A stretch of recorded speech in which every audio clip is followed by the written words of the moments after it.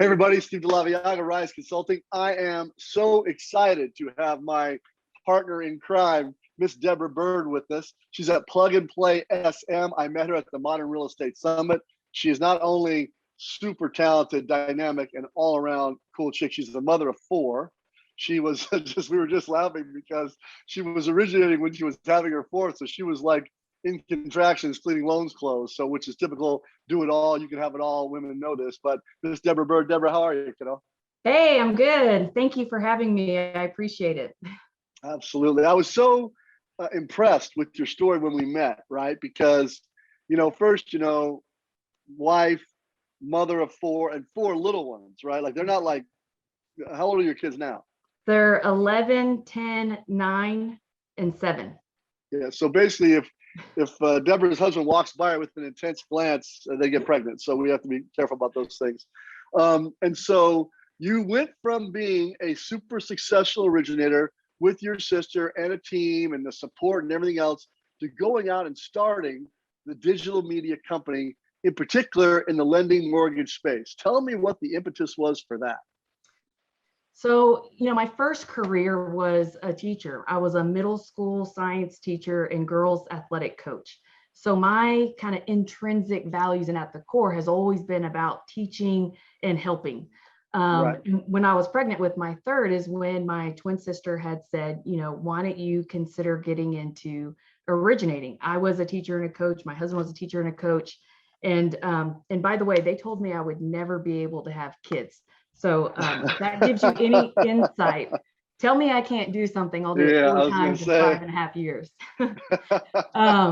But so my twin was like, you send me more closed deals than my top real estate partners.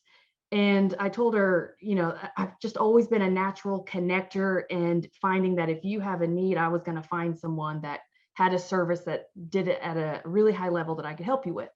So anyways, long story short, I had joined her team, and my first week on the job, I had gone to Todd Duncan's Sales Mastery, and I then participated in Todd Duncan's boot camp.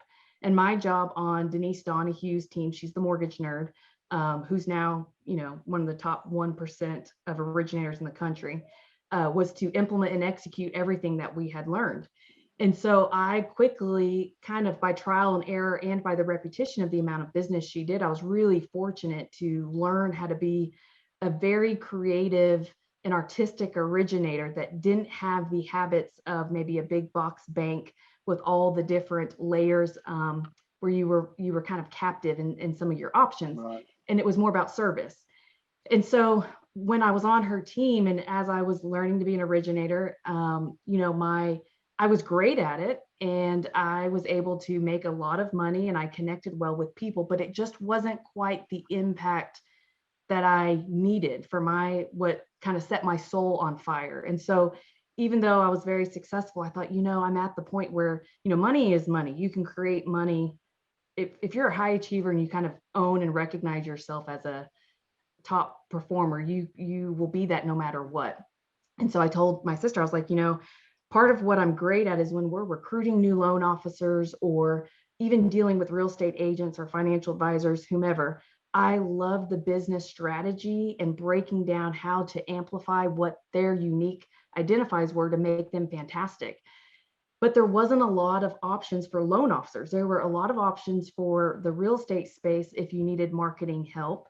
But I think with lenders, the complexity between compliance and personality, because a real estate agent, well said, that's well said, is typically a high I personality, right? They get into the business and they're really hands-on with people, and there's been a digital shift in our space. And if you're not good with people and you don't have that EQ, and I think a lot of times loan officers were able to, especially at certain like big box lenders, you would just get leads that came in and you didn't really have to be as great at connecting like a real estate agent would. I mean, I often joked with Denise, and I would tell her, hindsight, I probably should have been a real estate agent because I could talk to anybody, and so that's when I was like, I'm going to burn the boats and just do what I value most and make an impact, even if it's through multiple lenders across the country and their social media, that's providing value and financial literacy that will help people acquire wealth through real estate in a smarter way. So that's my journey. Well said. And you have been able to achieve that. And now look at you. You've got 600 people that are in your network. You've got 50 people you coach. You've got a couple hundred that subscribe at a higher level. So who is the ideal client for you? Who's the client you go, okay, this client's perfect. Then what are the 3 things you help them do right away that impacts their business in a positive way? So I'll start with who's not, because sometimes that's easier. It is not the loan officer that is just transaction based. So if you're just an exchange of paperwork for an itemized fee worksheet, that's usually not our client. Our client is the one who truly cares to show how decisions that are being made affect a client over time and care about being more of a partner with the real estate agent. Because even as a listing agent, I help coach my clients that you are the finance manager of the transaction. Like as soon as you get a contract, you better be calling that listing agent if you haven't already introduced yourself, figuring out is there a transaction coordinator that needs to be copied on all updates. Like the phone should only be ringing for new business. And if they ever have to call you for an update, you have failed. So how do we take that same core values and find other loan officers that say, you know what, I believe in that. It's not just a one-way relationship. It's not just agents bringing business in. Because let me tell you, Steve, I took the Keller Williams Bold program. I did it 4 times, but the first time I took it, I had a whole new level of appreciation for real estate agents that I really took for granted. And it was a humbling experience because I learned, they fish all day. The lender cleans the fish. But when you're the fisherman and you have to go find the business and the lure and the temperature of water, whatever, it's a lot harder to do. And, every lead that gets transferred to you should be handled with care. And there's ways to maximize your opportunities with every application, regardless if they qualify or not. Because anyone who applies, if there's a financial advisor tied to a statement or a divorce attorney on a divorce decree, those are annuities of income that you can draw from every client that then you pitch to your real estate agent and say, we're going to build this team and these hubs all around you to help the agent build their business. That's our job. It's called a dual threat loan officer. And you and I work in this space. There's not enough of them because not just the consumer is not your only lead, the realtor is always a lead too. And to your point, they've probably spent $5, $10, $15, $40,000 a month procuring that lead that finally gets to the LO. So to take it for granted, be slow to it, have to be asked for communication. Where are we at with things? These are all systems and platforms you can put in place now so you can quality communicate to that realtor who will then like that because now he's not going to worry. And 2, you can bring back business to them. The lenders that do that, those are the future. Because this thing right now, I don't know about you, my phone has never rung more, Deb, for people like, hey man, you got to help me get in the purchase. Hey, you got to help me get in the purchase. And I'm like, brother, that's a 9 or 12 month journey. And you're starting now, it's work. Right. And so those are kind of the qualifiers that I look for. Are they a mortgage coach user or MBS Highway? Do they have some kind of program that's going to help clients make smarter decisions, not just, an itemized, it's not the interest rate and fee game. Like I truly believe with the evolution of artificial intelligence and kind of where we're headed, that people are going to pay more to have the advisor and not just the robot cookie cutter service that you have. Other qualifiers are, do you have a database and how do you manage the database and what do you do after the close? Because if it's just a hit it and quit it type transaction and you're not doing anything to nurture that business, like annual asset reviews, any kind of client appreciation parties, anything, then the business model is going to mean that you're always going after new business. There's nothing internally that is going to help drive, those raving fans to give you business. And it also gives the agent business.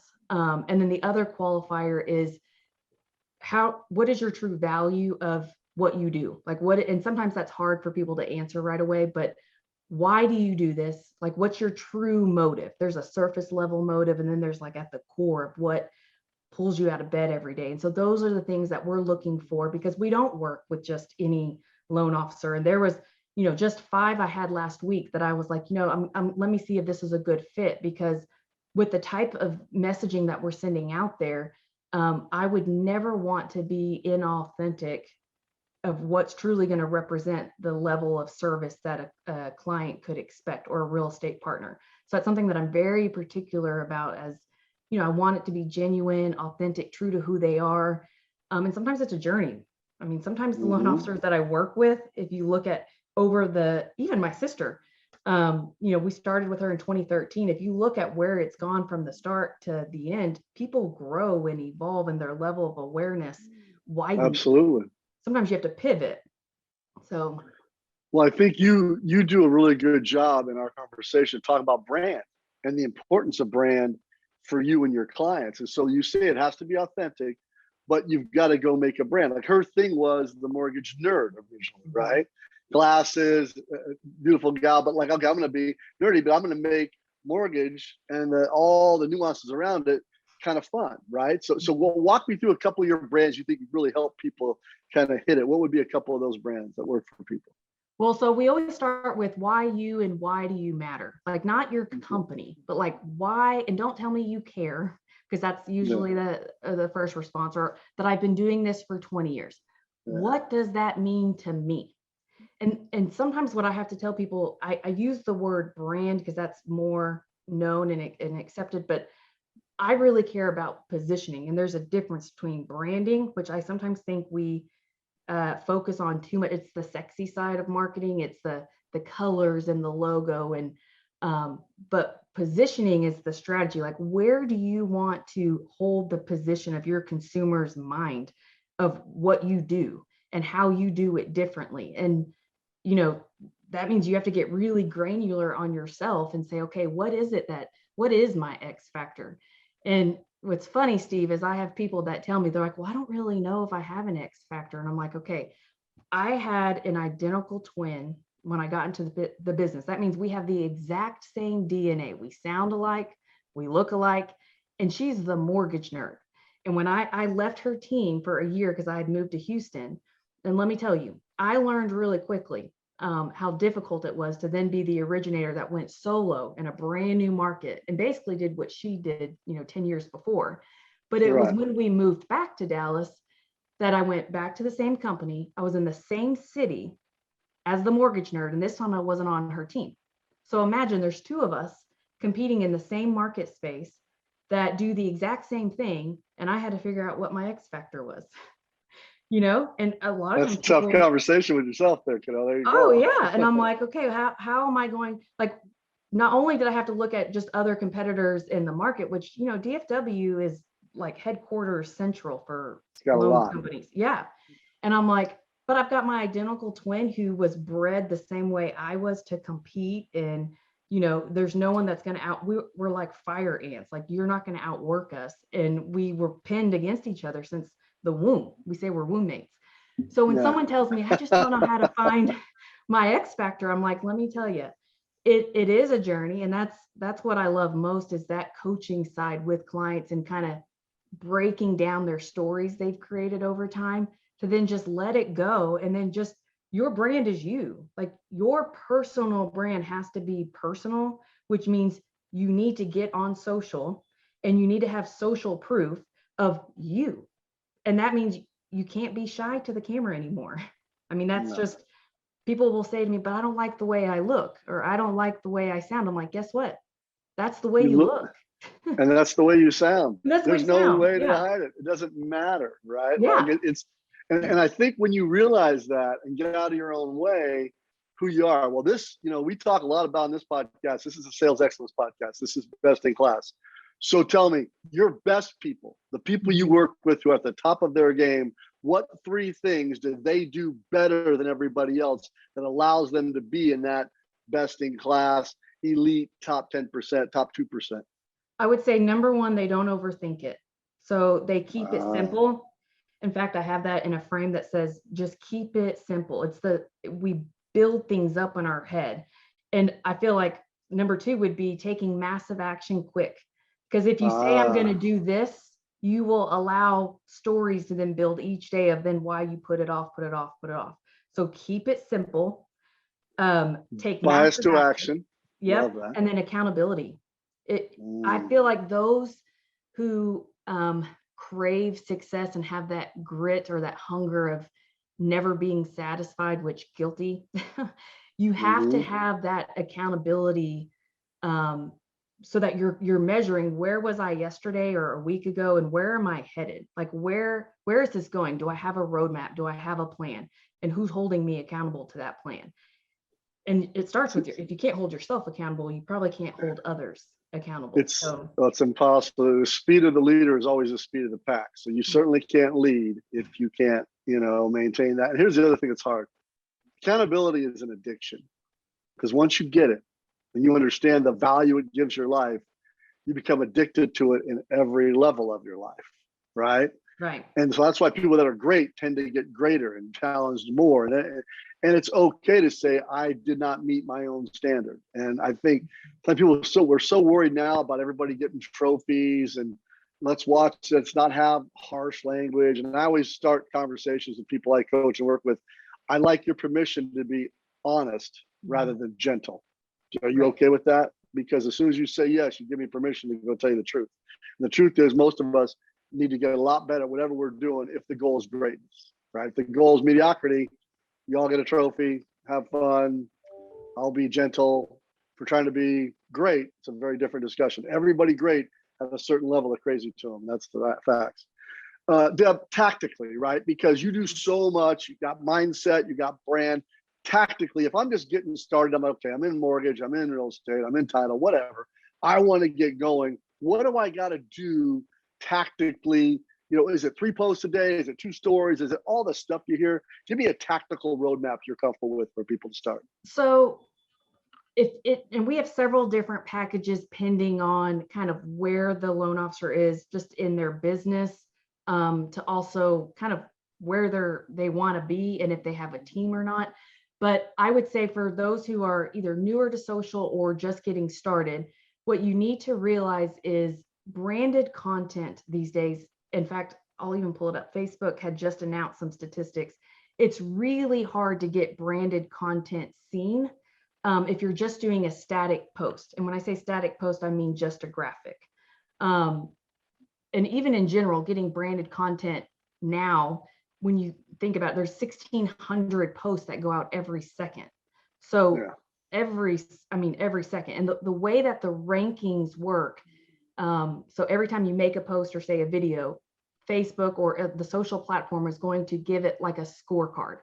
And the reality is if you're a real estate agent or loan officer, unless your consumer is friends with a bunch of real estate agents and is liking and commenting and interacting with a bunch of agent type content, then when Facebook sees your post, they're going to say, okay, this is around a real estate update.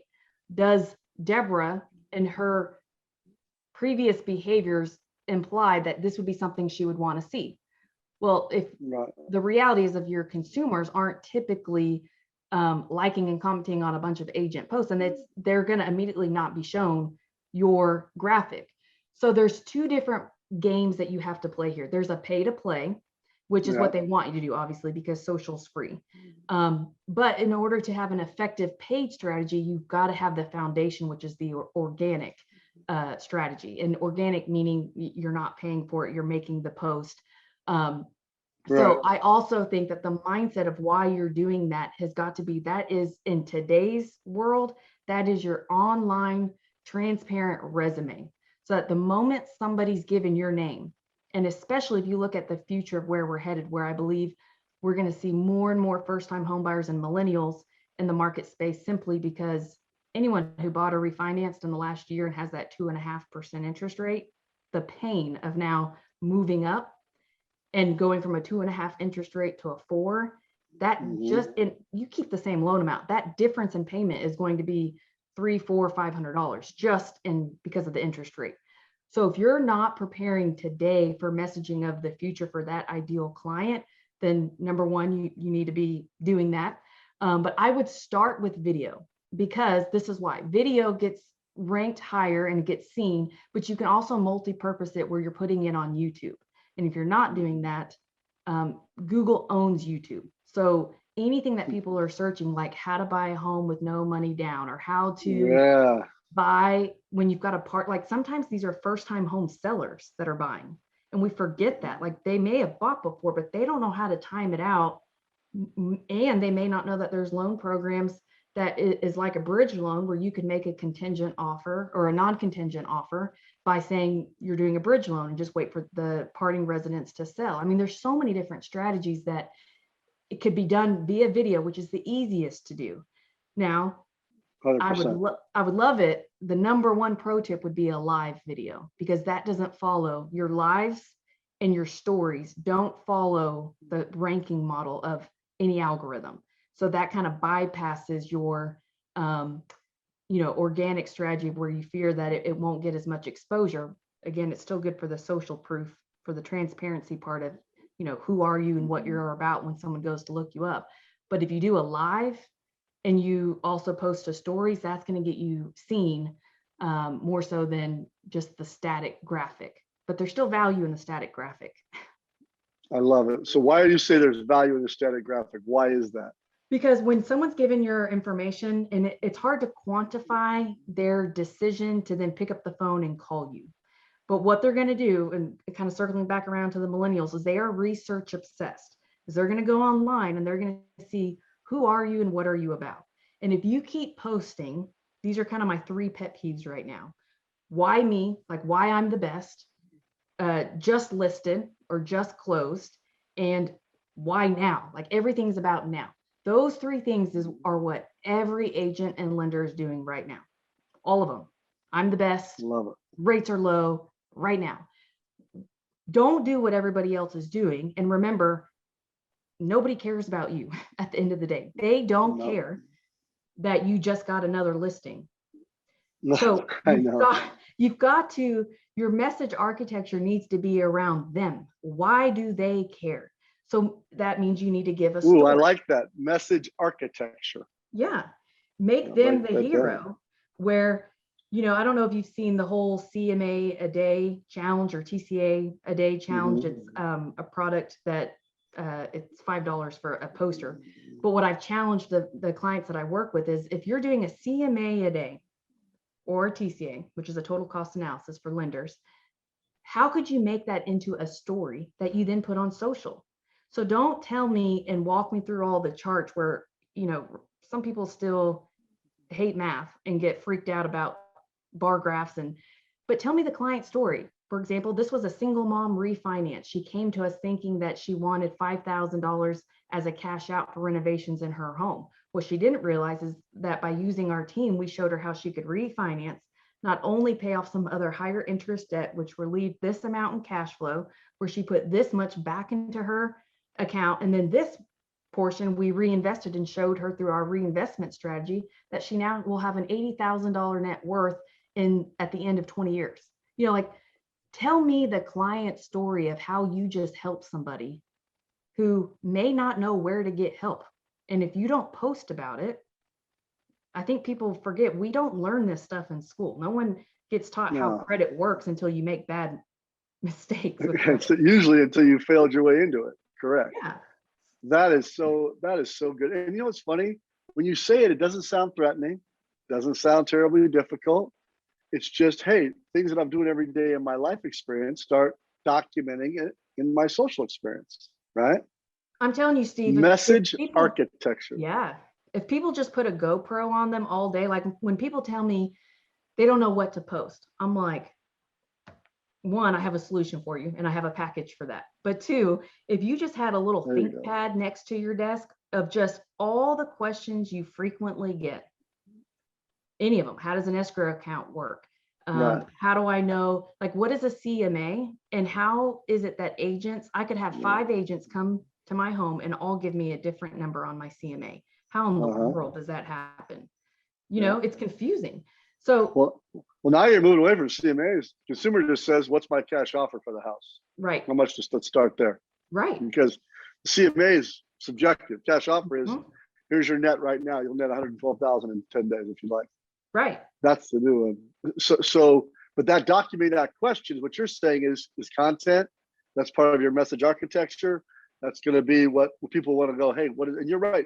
No, how is it possible you have a typing class and then no classes on real estate, which ends up being so much of what we all end up dealing with in our lives, no matter what, right? Well, and they Um, almost learn it too late because, you're conditioned to go to school to then go to college and get a bunch of student loan debt. And I'm not saying college is bad, but I have pulled my fair share of credit reports, and there's a lot of people who can't buy because of student loan debt, and they're not even doing what their loan yeah, was supposed to allow them to do.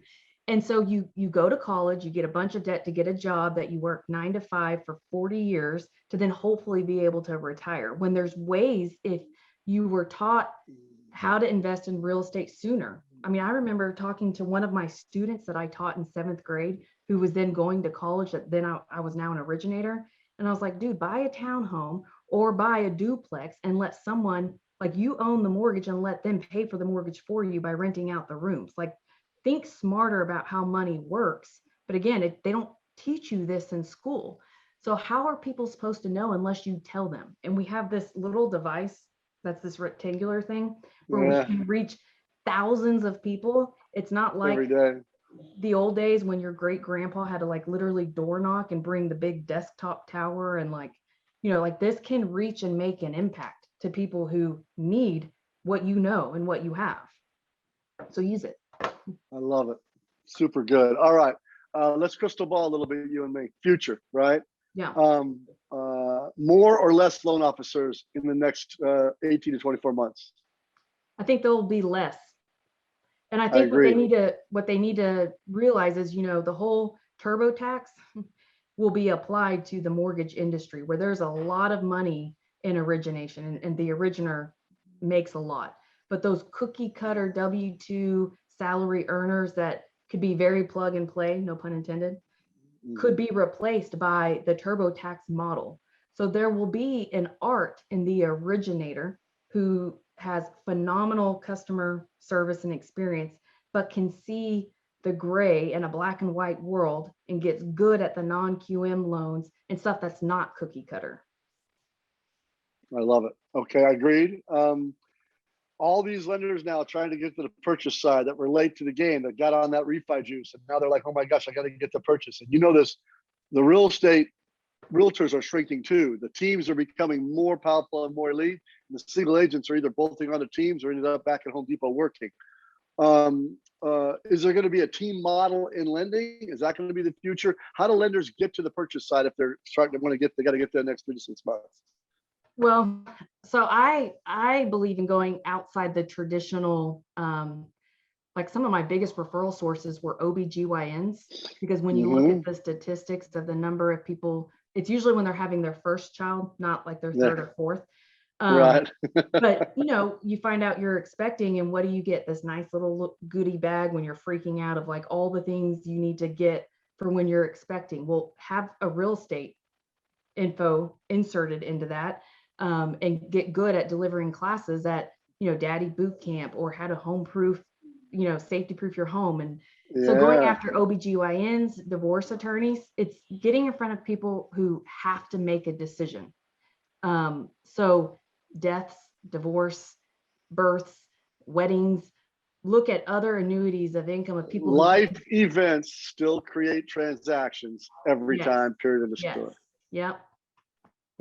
Awesome. So if you partner with them and they're in front of hundreds of people a day or a week, and you teach them how to refer you and you provide value back and forth, there's ways to develop transactions, not just through the real estate agent, but now again, a loan officer who's thinking, my number one job is a marketer.